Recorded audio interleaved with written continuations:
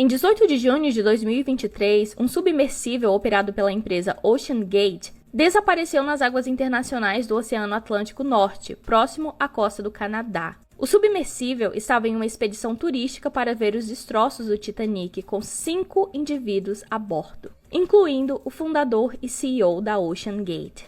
Devido à estimativa de 3 dias de suprimento de oxigênio, houve um enorme esforço de resgate pela Guarda Costeira dos Estados Unidos e pela Guarda Costeira do Canadá, que foi infrutífero até o início de 22 de junho, quando evidências dos destroços da embarcação começaram a surgir, levando à conclusão trágica de que o navio implodiu nas profundezas do oceano e não houve sobreviventes. Agora vamos discutir os diferentes atalhos que foram tomados nessa missão e tentar entender exatamente o que aconteceu e o que podemos aprender com tudo isso. Vamos começar com o que sabemos sobre a empresa que operava o submersível, a OceanGate.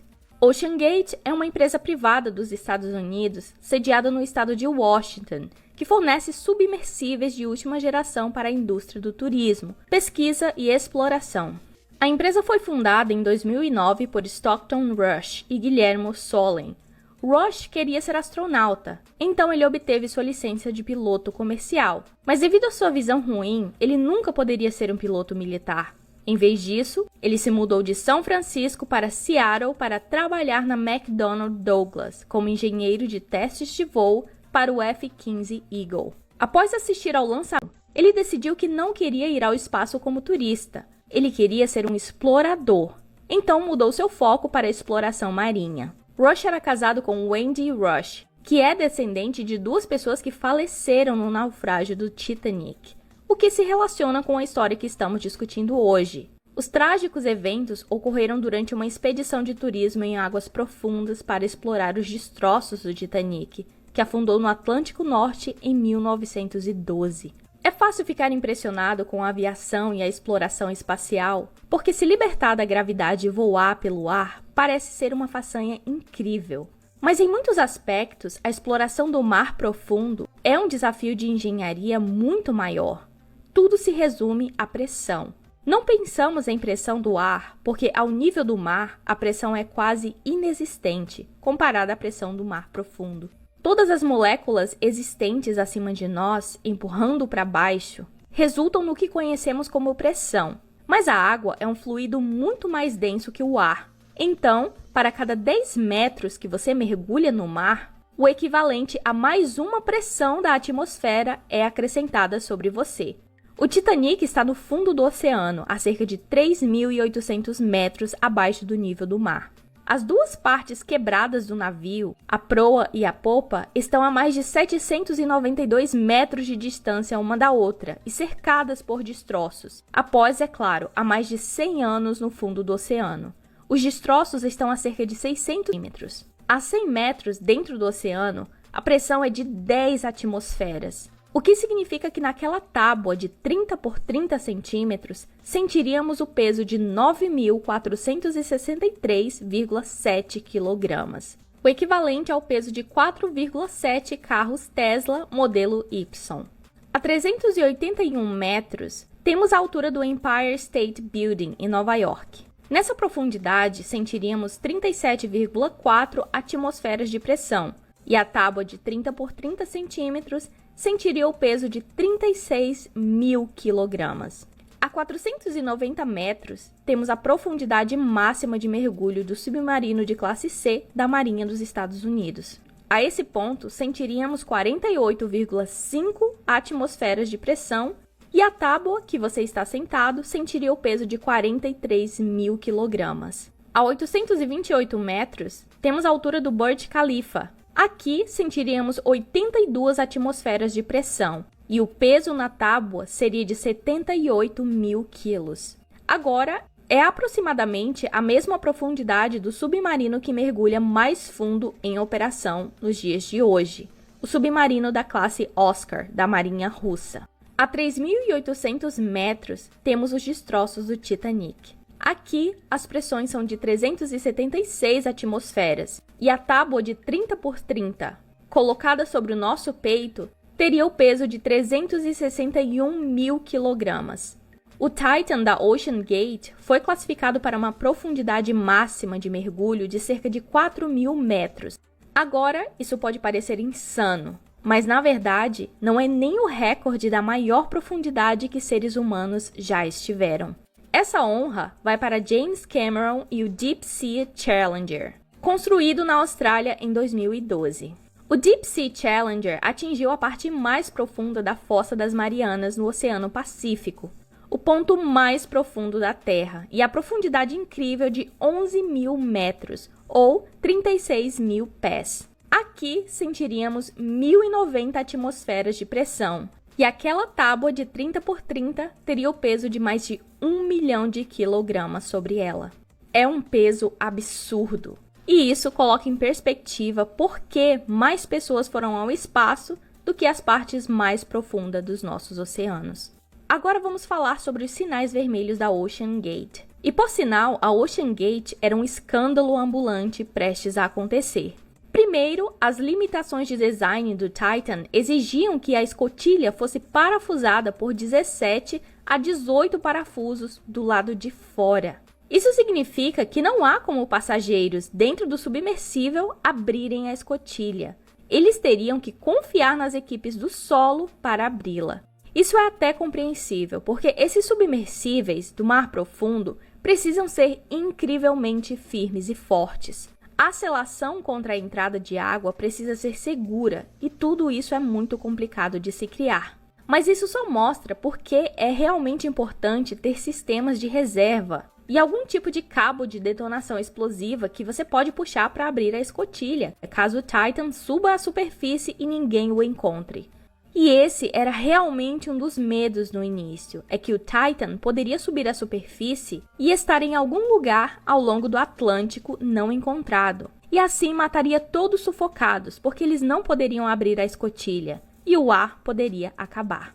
O Titan também não tinha GPS ou outros instrumentos de navegação a bordo, e também não tinha um localizador de farol, como uma caixa preta de uma aeronave, por exemplo. A maioria dos submarinos usam GPS para navegação perto da superfície, que infelizmente não funciona em águas mais profundas. Em águas mais profundas, eles usam cálculos de curso obtidos pelo Gyrocompass dos navios, baseadas em estimativas de correntes oceânicas locais. O Titan, no entanto, se confiava em apenas dados fornecidos pelo navio de suporte na superfície. Em 2019, a OceanGate publicou um post em seu blog explicando por que o Titan não foi certificado por nenhuma autoridade naval, o que já era um grande sinal vermelho.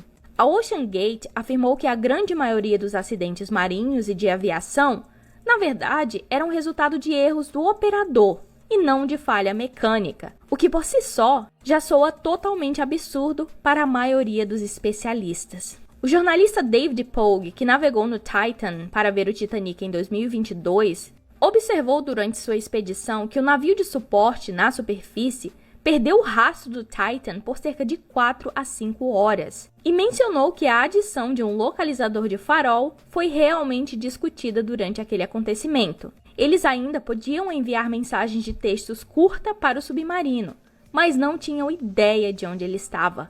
David disse que tudo ficou quieto e muito tenso, e também disse que logo após, a equipe da OceanGate desligou a internet do navio para que ninguém pudesse tuitar sobre o acontecido.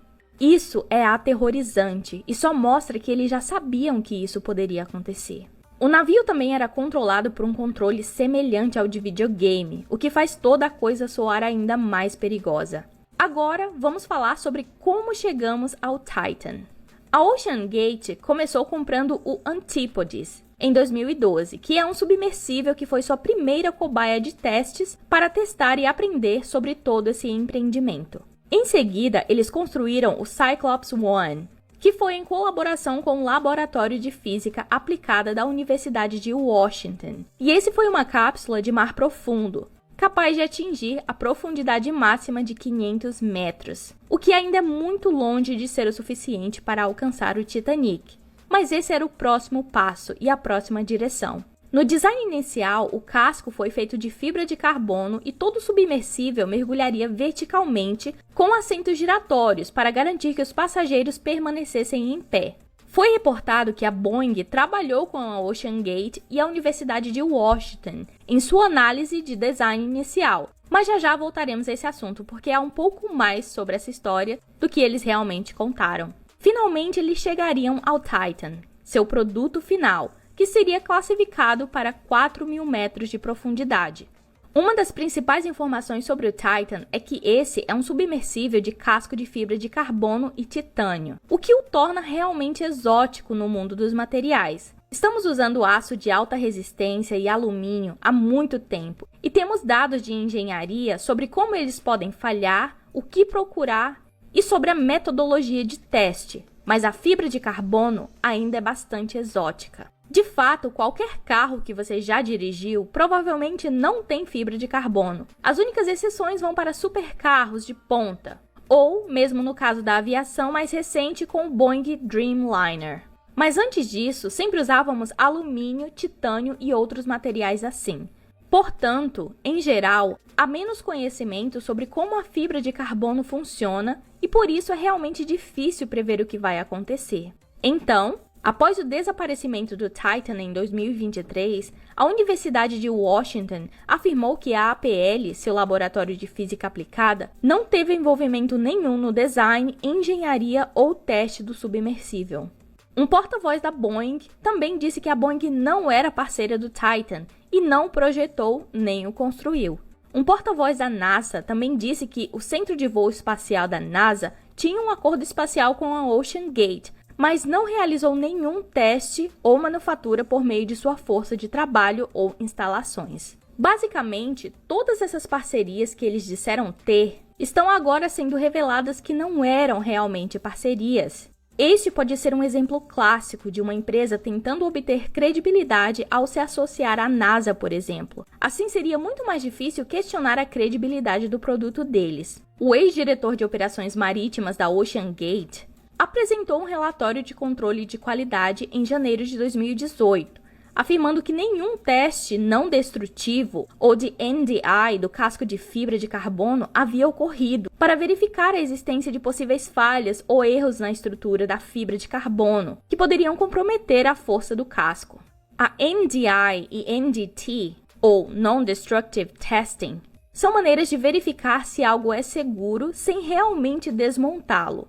Porque a melhor maneira de verificar a segurança de algo é cortá-lo ao meio ou quebrá-lo completamente para verificar a segurança. Mas claro, isso destruiria o produto.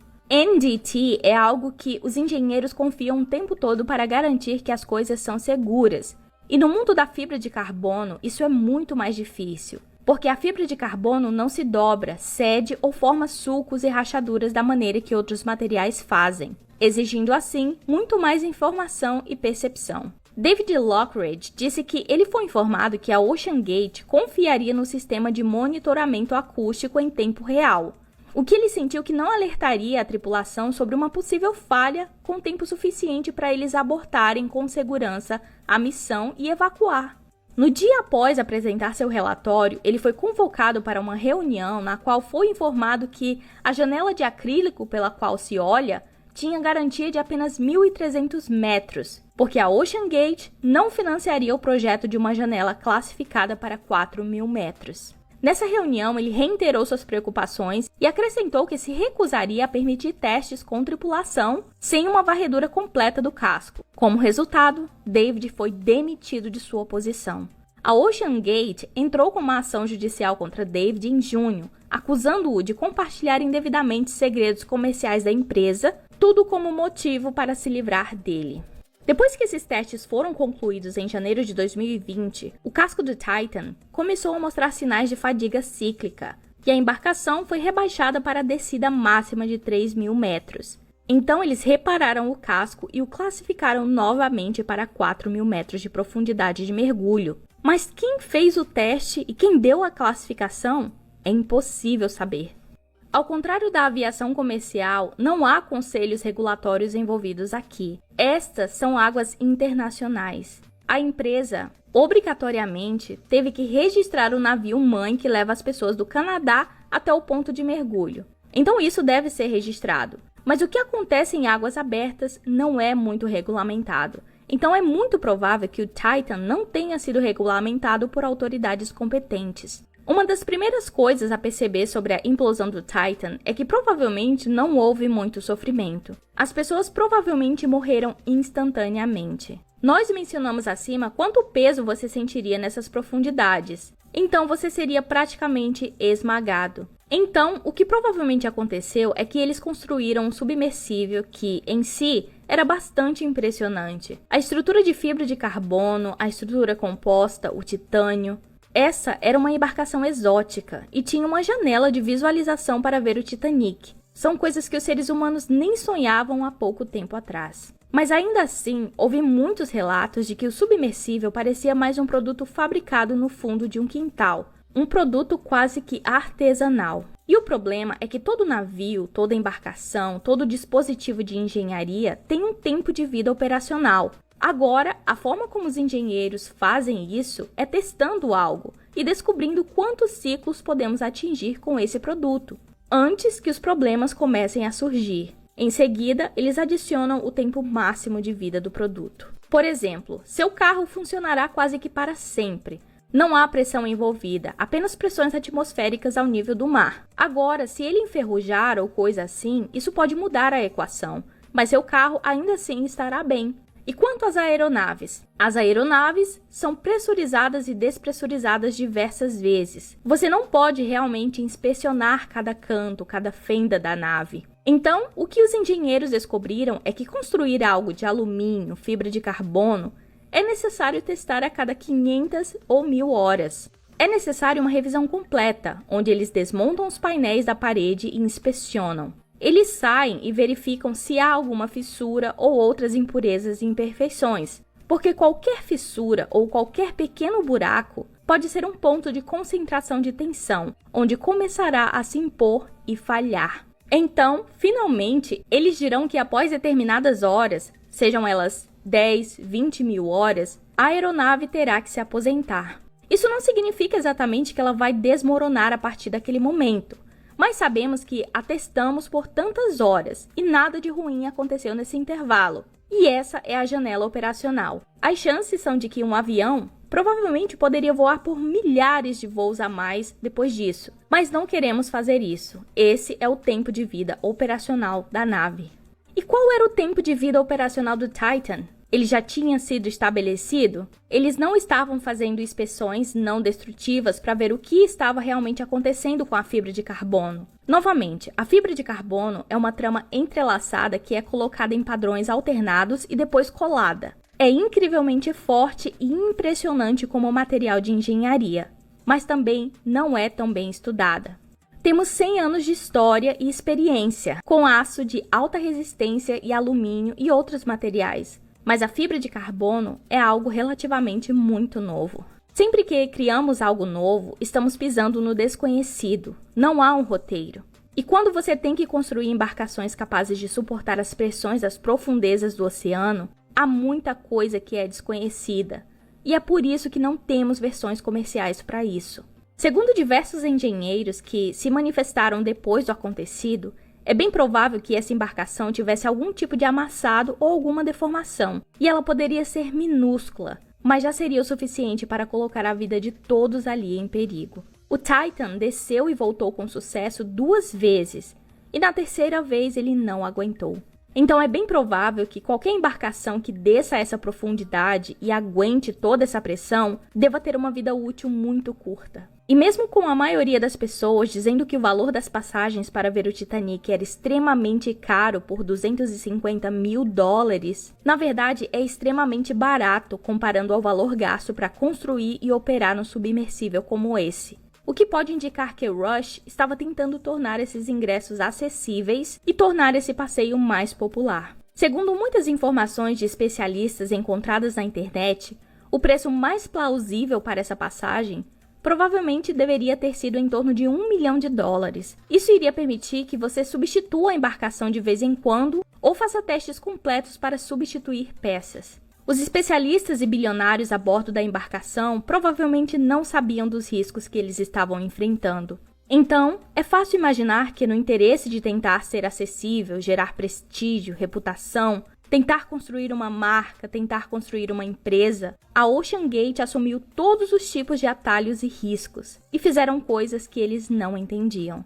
Estamos à beira de uma nova era de turismo exótico e exploração, seja indo ao espaço, à Lua, à órbita terrestre baixa ou ao mergulho em alto mar. Estamos à beira de ver mais pessoas ricas, sempre ansiosas para a próxima aventura. Então, se vamos fazer isso, é importante perceber o quão inseguro isso pode ser. Tem uma razão pela qual nós sabemos mais sobre o espaço do que sobre as profundezas dos nossos oceanos.